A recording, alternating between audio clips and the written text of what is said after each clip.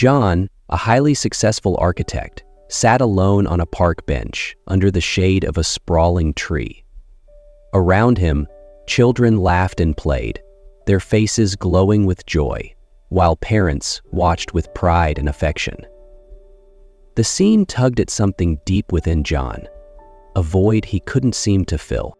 Despite his success, a portfolio of stunning buildings, luxury cars, and a penthouse overlooking the city skyline, loneliness weighed heavily on him. His mother's words echoed in his mind. Happiness isn't found in what you own, but in the connections you nurture.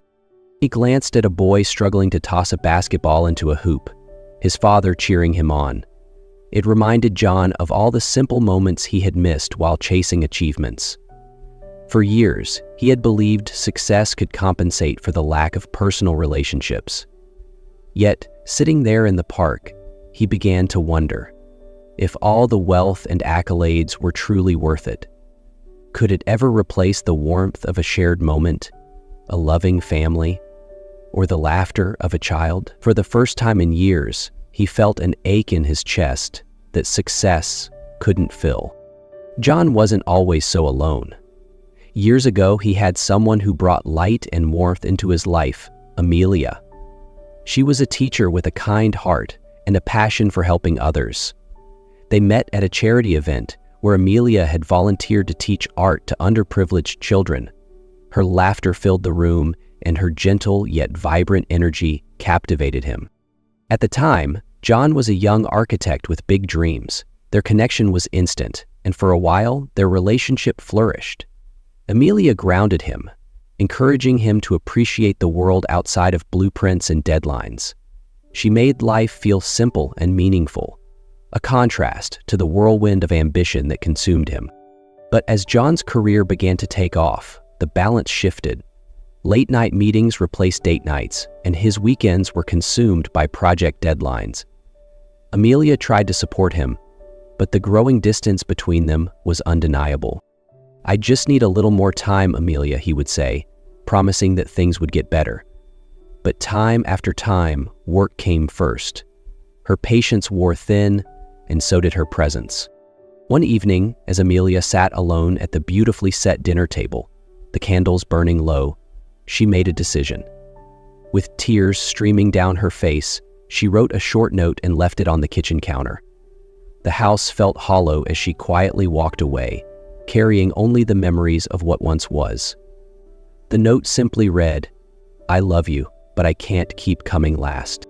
For years, John told himself it was for the best. He convinced himself that his career was worth the sacrifice.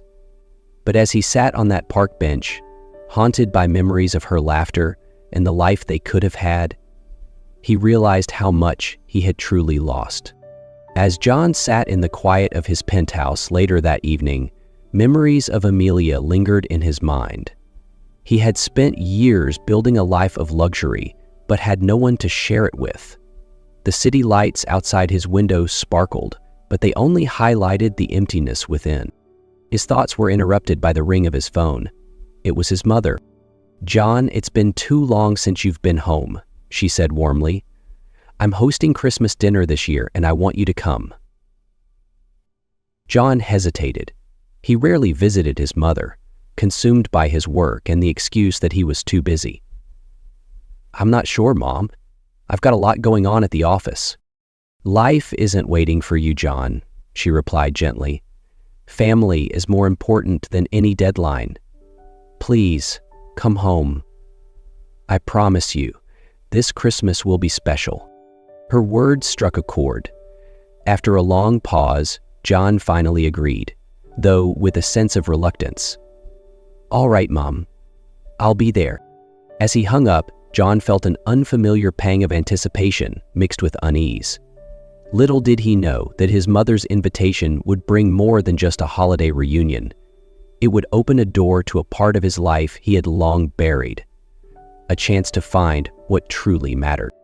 The cold December air greeted John as he pulled into his mother's driveway. Her modest home was lit up with soft, twinkling Christmas lights, and a wreath adorned the front door. The scent of pine and freshly baked cookies filled the air as he stepped inside. "John, my boy, his mother exclaimed, pulling him into a warm embrace. She wore an apron dusted with flour, her face glowing with happiness. "It's so good to have you home." As they entered the cozy living room, John's gaze wandered over the festive decorations. A large Christmas tree stood by the window, its ornaments glinting in the soft glow of the lights. His mother's warmth was comforting, though something about the evening felt unusually significant. And then he saw her. Standing near the tree was Amelia, her expression a mix of surprise and unease. Beside her were 3 young children, their bright eyes sparkling with curiosity. "Amelia?"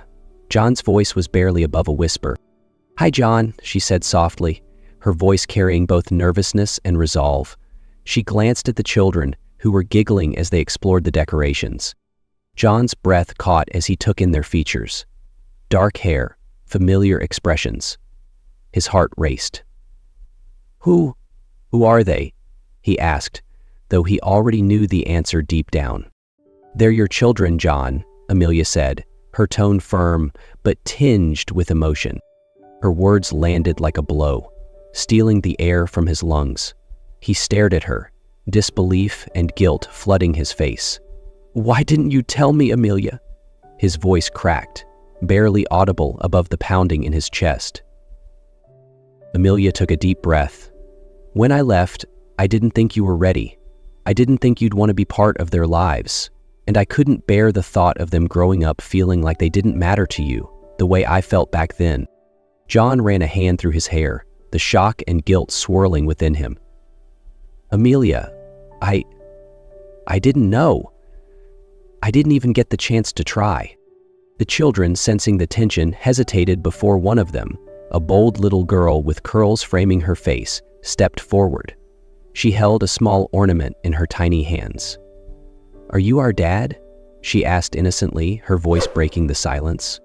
John crouched to her level, his eyes meeting hers. His heart ached with a mixture of love and regret. "Yes," he said softly. "I think I am." The little girl smiled and handed him the ornament. Her 2 siblings, encouraged by her bravery, joined her, surrounding him with wide-eyed curiosity. Amelia stood in the background, tears glistening in her eyes. She had feared this moment for years, but seeing John with the children gave her a glimmer of hope. "Why don't we sit down for dinner?" John's mother interrupted, her warm voice cutting through the tension. "It's Christmas, after all." That evening, the dining table was alive with chatter and laughter. The children talked excitedly about their favorite books and games, their enthusiasm infectious. John, still overwhelmed by the revelations, listened intently, trying to piece together the lives of the 3 children he never knew he had. After dinner, as the children played near the Christmas tree, John approached Amelia in the kitchen. She was tidying up, her face thoughtful. "I don't know where to start, Amelia," he admitted, leaning against the counter. "I've missed so much." Amelia sighed but met his gaze. "You can't change the past, John. But if you're serious about being in their lives, it's going to take more than words." "I know," he said firmly. "I want to be here for them. For all of you. I'll do whatever it takes." The next day, John made his first real effort to bond with the children. He brought out a set of art supplies he had picked up that morning and invited them to paint together. Though his attempts at drawing were laughable, the children giggled and eagerly corrected him, breaking the ice between them. After lunch, the 3 children huddled near the window, their eyes sparkling with excitement as they watched snow gently falling outside. "Mom, can we go outside and build a snowman?" the boldest of the 3 asked, turning to Amelia with an eager grin. Amelia chuckled, glancing at John. "What do you think, John? Up for some snowman building?" John hesitated for a moment, then smiled. "Let's do it. I could use some fresh air." The children cheered, quickly bundling up in coats, scarves, and gloves. John followed their lead, pulling on a jacket he hadn't worn in years. Out in the yard, the kids wasted no time diving into the snow. "We need 3 big snowballs," one of them shouted, already rolling a hefty ball for the base. John joined in, crouching beside the youngest to help shape the middle section. His hands were clumsy at first, but the children giggled and guided him, clearly amused by his lack of expertise. "Make it rounder, Dad," the oldest chimed in. The word Dad hung in the air, striking John with a mix of joy and disbelief. His heart swelled as he realized this was the first time he had truly earned that title. They worked together, laughing as snow flew in all directions. When the snowman was finally assembled, complete with a carrot nose, stick arms, and a scarf, the children stood back proudly. "We did it!" they shouted, clapping their hands. John smiled, brushing snow off his gloves. "Looks like we've got a masterpiece here." Suddenly, a snowball hit him squarely on the shoulder. He turned to see the oldest grinning mischievously, already rolling another snowball. "Oh, you're in trouble now," John said, laughing as he scooped up a handful of snow. What started as a snowman building session quickly turned into a lively snowball fight. The children's laughter echoed across the yard, their cheeks flushed from the cold and excitement. Amelia watched from the porch, her heart softening at the sight of John playing so naturally with the kids. For the first time in years, the yard felt alive with joy. When the sun began to set, the group returned indoors, their boots leaving snowy trails behind them. "Best snowman ever," one of the children declared, and John couldn't help but agree. By evening, the dinner table was carefully set, decorated with candles and holiday decorations. The aroma of roast turkey and freshly baked cookies filled the house, creating a warm and cozy atmosphere. The children eagerly took their seats, the energy from their snowman adventure transferring to the meal. They told John's mother stories of their day, describing snowmen and snowball fights with exaggerated excitement. John listened intently, filled with pride and joy at being a part of their world. When the plates were cleared and dessert served, John stood up and raised his glass. The room fell silent as everyone turned to him. "I just want to say thank you," he began, his voice thick with emotion. "Thank you, Mom, for always reminding me of what's most important. Thank you, Amelia, for giving me this opportunity. And thank you, my 3 wonderful children. Thank you for letting me be a part of your lives. The past few days have shown me what true happiness looks like, and I promise to do everything I can to be the father you deserve." The children cheered and clapped enthusiastically, while Amelia's eyes softened. Even though the road ahead was uncertain, she could see that John's words came from the heart. The first rays of sunlight streamed through the windows, casting a golden glow on the living room, where the Christmas tree stood tall, its twinkling light still glowing softly. The sound of excited whispers and hurried footsteps broke the early morning silence as the children woke up and rushed to the tree. "Mom, Dad, it's Christmas!" the youngest called out, her voice bursting with excitement. John and Amelia emerged from the kitchen, still holding their mugs of coffee, to see the 3 children already diving into the pile of brightly wrapped presents. Their laughter and squeals of delight filled the room as they tore through the wrapping paper, revealing toys, books, and art supplies. "Look, Dad," one of them exclaimed, holding up a new puzzle set with wide eyes. Another proudly displayed a stuffed animal, hugging it tightly. John stood near the fireplace, watching the scene unfold. A warmth spread through him, unlike anything he'd felt before. The pure joy on his children's faces, the way they shared their excitement with each other.